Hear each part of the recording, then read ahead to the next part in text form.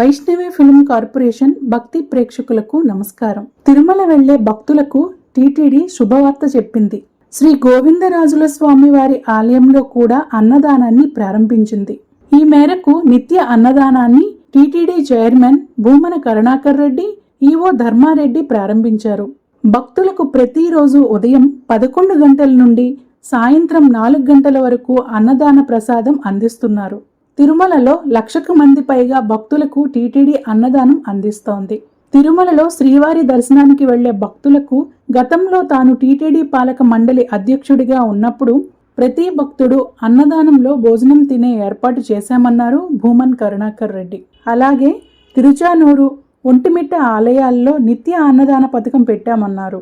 ఈరోజు శ్రీ గోవిందరాజస్వామి ఆలయంలో ప్రారంభించడం ఆనందంగా ఉందన్నారు. తనకు చిన్నతనం నాటి రోజులు గుర్తుకొస్తున్నాయని, తన చిన్నతనంలో సాయంత్రం పూట ఇక్కడ అన్నదానం కోసం వచ్చిన సందర్భాలు చాలా ఉన్నాయన్నారు.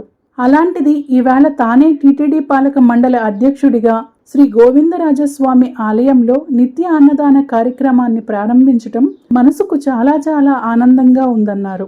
భవిష్యత్తులో దీన్ని మరింతగా విస్తృతం చేస్తామన్నారు.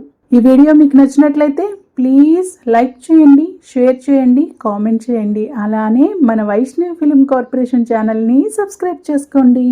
మరిన్ని లేటెస్ట్ అప్డేట్స్ కోసం చూస్తూనే ఉండండి మన వైష్ణవి ఫిల్మ్ కార్పొరేషన్.